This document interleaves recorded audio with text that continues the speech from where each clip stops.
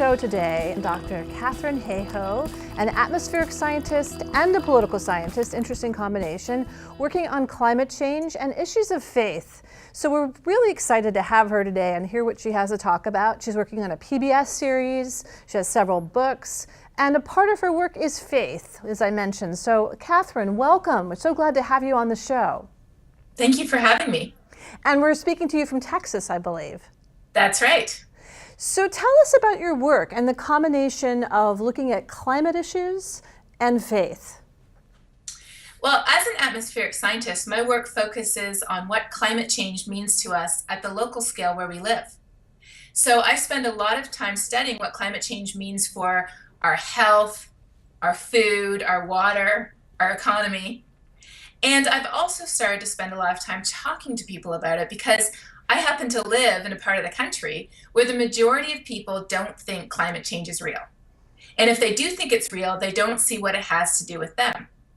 So getting out talking to people, I soon began to realize that just telling people facts and information was not enough. We have to connect all of the science that we have up here to what's really in our hearts.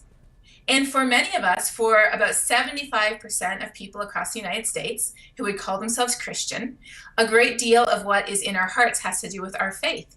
And so I realized that as a Christian myself, I had a unique opportunity to speak out on this issue of climate change, not just with all the data and the facts and the information, which is important, but also connecting all of that to the values that people already have.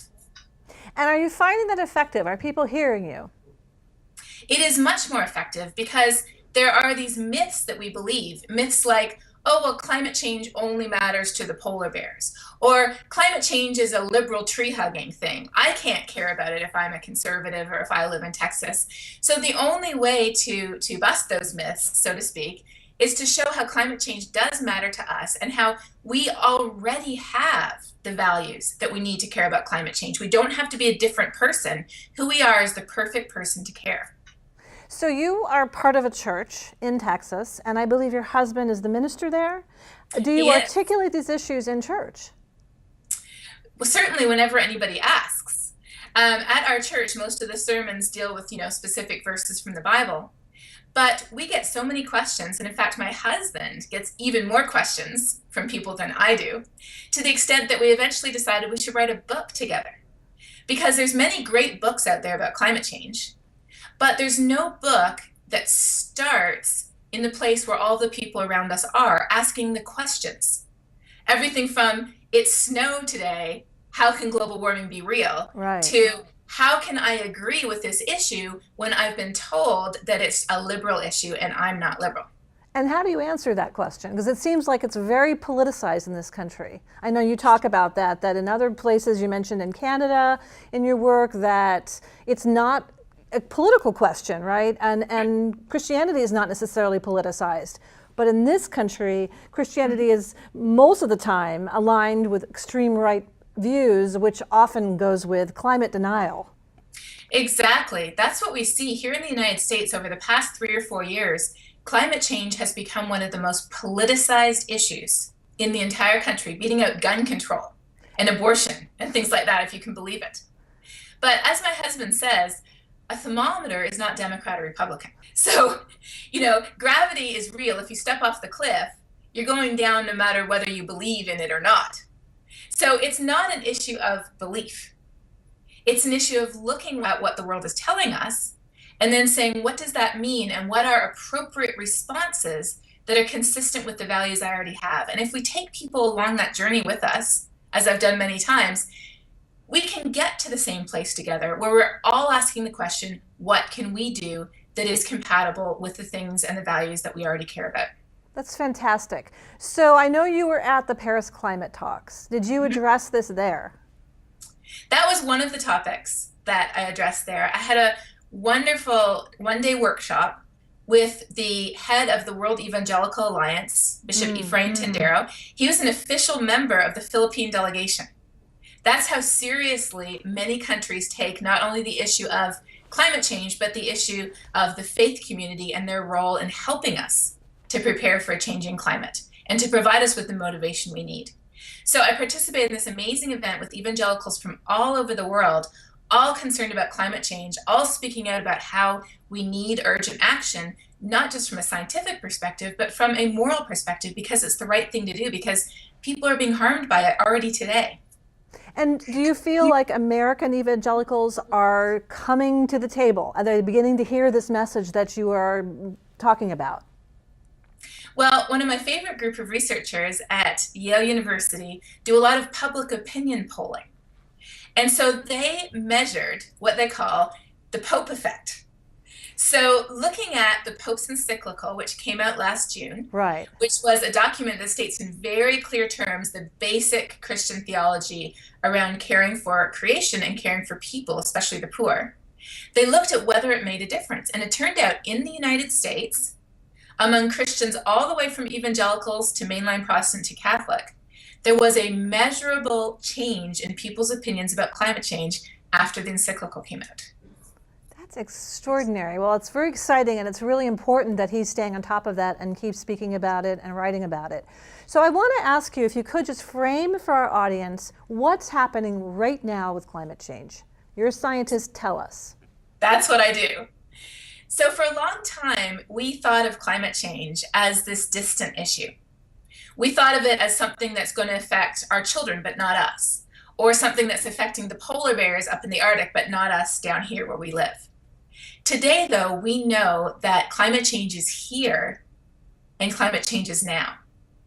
We are already seeing its impacts on the insurance rates that we pay to hold off our flooding in the Midwest or the Northeast. We're seeing its impacts on stronger hurricanes in the Gulf and typhoons across the Pacific. We're seeing that our droughts are getting longer and stronger. Our heat waves are getting more intense. It's actually having economic impacts on us today. So it is no longer this distant issue. It's an issue that's here now. And the reason why 195 countries went to Paris this December to agree to limit warming to at least 2 degrees and possibly even 1.5 degrees Celsius, if we can, is because all of those 195 countries realized that not doing something about climate change will be more expensive than fixing it. And do you feel we're getting there? Do you feel the changes will come? We are changing. If you look around Texas, you see more and more wind energy being installed every month. If you look at how our economy is changing, there is more renewable energy built last year and the year before than coal, gas, and oil put together. So yes, things are changing. We are on our way to transition to a clean energy economy. China is shutting down its coal plants and instituting a cap and trade program on carbon dioxide. India is replacing all of their streetlights with LEDs. We're seeing these changes around the world. The only question from a scientific perspective right now is it happening fast enough to avoid dangerous change? And the answer is, it is not yet happening fast enough. It has to happen faster. And how do we do that? That's a great question. And as a scientist, we can only really say this is how much we need to reduce our emissions to avoid certain impacts. But as a human, which most of us are, we can all have our opinions. And as a human, I think that one of the most sensible things that we can do is put a price on carbon that reflects the real costs. So that when you and I make a decision to buy a new car, or to replace an appliance, or to look at how much electricity we use in our home, we have the real information on how much that energy use really is costing us. And if we had a price on carbon, then all of a sudden the economics of renewables, which are already very attractive, the economics would look even more attractive. And that way too, we wouldn't have to pick winners and losers. The market would do it for us. So you're talking about putting a price on carbon that individuals will actually see. Yes, they've done it in British Columbia, Canada, since 2007. And what they did is very important. They had a revenue neutral carbon tax. So what that means is, with the carbon tax collected, they reduce people's personal income taxes. So in other words, we actually have more control over how much tax we pay through our buying choices, and then we get money back in their case, their provincial taxes. In our case, it would be our state or federal taxes. That sounds really good to me. I know it sounds good to me too. And what I love is I'm on the scientific advisory board for Citizens Climate Lobby, which I love because they're this true grassroots bipartisan organization. They have support from people from the left and the right and the center. And their whole idea is, let's not have all these extra policies. Let's not let the government have to try to pick winners and losers. Let's just put the right price on carbon, the price we know we're already paying, but we're paying it invisibly through our taxes where you and I can't make good decisions about it. Let's put that real price on carbon and let the chips fall where they may. That's really clever. And that gives people the opportunity to do solar or do geothermal or reduce their usage, however they want to do it, and really make a difference. And it gives them the freedom to not. If they don't want to, they don't have to. But they will be paying the true cost because, believe it or not, accept it or not, climate change is impacting us financially already.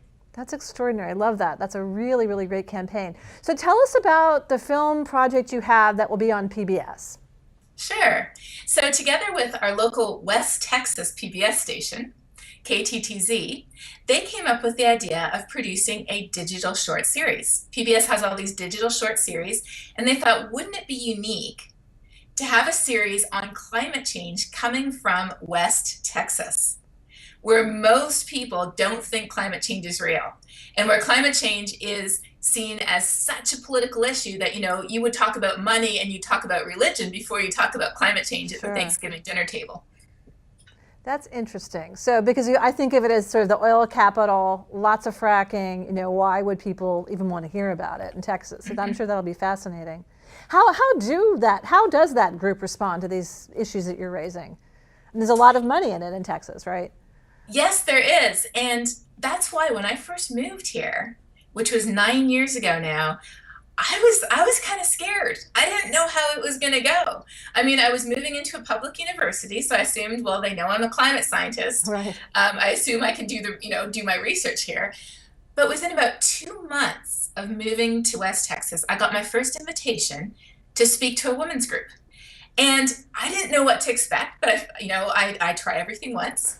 So I showed up, and I would say most of the people in the group probably didn't really think climate change was real or a big deal, but everybody was very curious. And that's what I found. Nowadays, I go and I speak to community groups almost on a weekly basis around here. Today, I'm actually giving 3 talks to different community groups. And wherever I go, people are definitely skeptical, but they're curious. And they have a lot of good questions. And if we can really make sense of this issue and, again, connect it to the values people already have, then there's a lot of progress and we can really move forward together. And I've seen that happen again and again. That's so exciting. So we just have a few minutes left, and I have a question to ask you because it's a personal area that I work on a lot. You've mentioned women a few times, and obviously you're a woman and you're a woman in science. So that's a fairly unique thing. I mean, it's new to our generation, right? It's not something that women were able to get into very easily 50 years ago. So you're a prominent scientist, you're a woman, and it seems like it's women who are calling on you a lot to speak. Could you talk a little bit about gender and how that plays in here? The interesting thing is that women are disproportionately impacted by climate change. Because climate change disproportionately affects those who lack access to resources. And when you look in developing countries especially, women are often those who are bearing the brunt of the impact, who are trying to support their family, trying to find food or clean water for their children, caring for their children when they become ill. All of the issues, poverty, hunger, malnutrition, lack of access to clean water, health issues, all issues that are being exacerbated by climate change. In the same way, though, I really believe we need women's voices in the solutions. Because study after study has shown that when we get people from a broad diversity of perspectives and viewpoints, when we have women and men in the room together, we often end up with more creative solutions, bigger picture solutions, more robust solutions than when solutions are dreamt up by smaller groups of people that are much more homogeneous. So I think that hearing women's voices is really important, and it certainly has not been an easy road. I've experienced my own share of gender discrimination. I continue to do so on a regular basis. I think every woman in science has war stories that they could tell over a drink at the end of the day. But I think that we continue, first of all, because we are convinced that our voices are important as a gender, as half of the world. Right. And we also continue because we love what we do and because we think it's important. I do what I do because I love science. I love figuring out how things work. But I also do what I do because real people are being impacted by climate change today. And how could I live with myself if I didn't do what I could, what I am uniquely suited to help them? Well, we thank you so much for coming on the show, and your voice is truly important, and everything you said is just remarkable and important for all of us to hear about what climate change is, the place of women, the issue of religion now. I mean, it's a big one. The Pope spoke, and various religious groups are addressing it, and the idea of climate denial in the US, which is huge, and it seems like you're doing a lot to combat that. And you have the show coming up on PBS, which I hope people will look out for, and you have several books, and we will put them on our screen for everyone to see. Can you tell us where people can find you, the website or location that people, if they want to go online and read more about you? Absolutely. My website is my name, which is katherinehayhoe.com, Katharine, 2 A's. And I am on Facebook and Twitter. Those are the best places to find me. Fantastic. So we thank Katharine Hayhoe, Dr. Katharine Hayhoe, an atmospheric scientist, a political scientist who works on climate change, also brings in issues of faith. And you can find this talk will be on, and our conversation will be on my website, HeidiHutner.com. And you can go there. There'll be all the links that she just mentioned will be on my website, so you can go and learn more about her work. And thank you so much, Katharine, for coming on today.